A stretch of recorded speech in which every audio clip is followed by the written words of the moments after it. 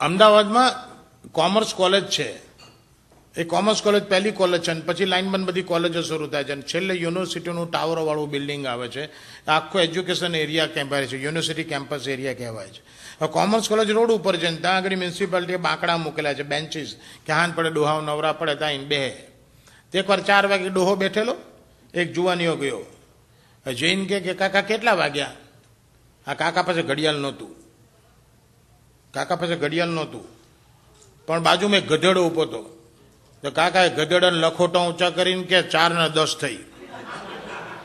એટલે કે બેન છો આ કેવી રીતે કે જયારે ઘડિયાળ લઈને લખોટા ઊંચા કરીને ટાઈમ કહે છે. એટલે અડધો કલાકમાં 20 મિનિટમાં પાછો કાકા કેટલા વાગ્યા? કાકાએ ફરી કીધું કે 4:30 થયા. પેલો કે સો મચ. અડધો કલાકમાં પાછો કાકા કેટલા વાગ્યા? કાકા કે 5 વાગ્યા. છોકરો કે કાકા આઈ ડોન્ટ બિલીવ, ચાલો તમારી પાસે ઘડિયાળ નથી, તમે 3 વાર લખોટા ઊંચા કરીને સાચો ટાઈમ કહો છો, એવી તમારી પાસે કઈ આર્ટ છે, એવી કઈ વિદ્યા છે? કાકા કે ભોસડીના એવી કોઈ વિદ્યા કે આર્ટ નથી. આ બાંકડામાં બેઠા બેઠા યુનિવર્સિટીના ટાવર સામું જોવામાં આ લખોટા નડે છે, ઊંચા કરીને જોઈ લઉં છું.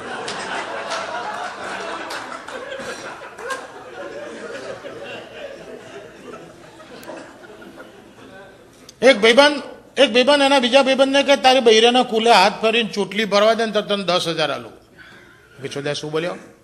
કે તારી વાઈફના કુલા ઉપર હાથ ફેરવીને ચૂંટલી ભરવા દે ને 10,000 આપું, બોલ. કે ચોદા કંઈ ભાન પડે તો શું બોલે છે? એટલે કે મને ભાન પડે છે, પણ તું એક વસ્તુ સાંભળ, મારો કોઈ બીજો ખરાબ ઈરાદો નથી, કોઈ ખરાબ વિચાર નથી ને એવો તો ચોદા તું ઊભો રહે છે અને ખોટી સફાઈ ના ટોકી. 10,000 કંઈ નાની રકમ નથી. અને પૂછજો તારી વાઈફને, પછી મને કહે છે. પેલા ગયા છે એને વાઈફને કીધું, પેલો મારો ભાઈબંધ આવું, હા તમારા ભાન ના પડે, એવું ના બોલાય.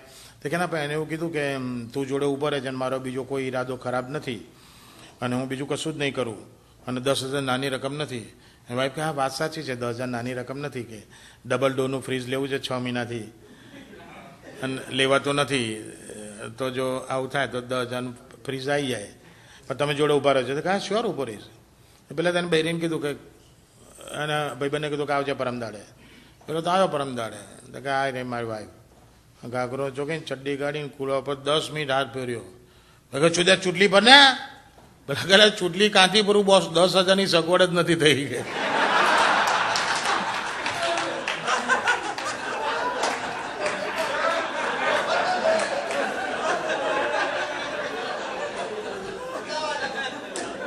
હા અમદાવાદ.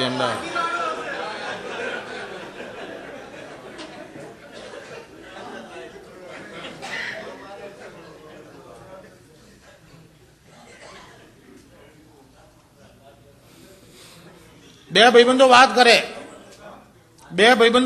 એક ભાઈબંધ બીજાને કે તારી બૈરીને ભોસ આડી છે.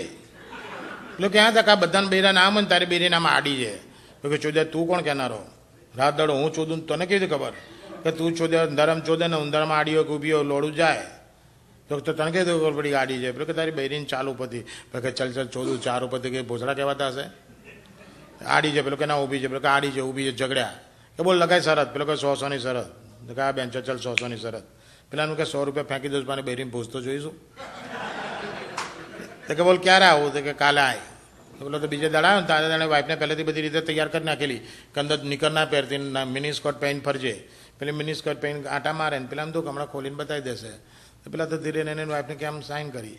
તો પેલી ઘરમાં ફર્સ્ટ ફ્લોર હતો ને પહેલો માળ, ત્યાં આગળ પગથિયા ચડીને ગઈ અને નીચે ઉતરીને તો પગથિયા ઉતરવાની જગ્યાએ પેલી જે રેલિંગ હોય ને કઠેડો, એ કઠેડાની ઉપર રેલિંગ ઉપર 2 પગ આમ આજુબાજુ રાખીને નાના છોકરા સ્લાઇડ કરે ને, લપસણી ખાય ને, એ તો લપસીને આવી તે કંઈ નીચે આવી ગઈ. પેલા કીધું બસ ચોદ્યા ખબર પડી ગઈ ને આડી નથી ઊભી છે. પેલા જોવા તો મળ્યું ને તો કે ભોસડી ના જોવાની શી જરૂર છે? સીધી હતી એટલે તો કઈ ના આવી ગઈ. કે આડી હોત આડી તો ના હતા.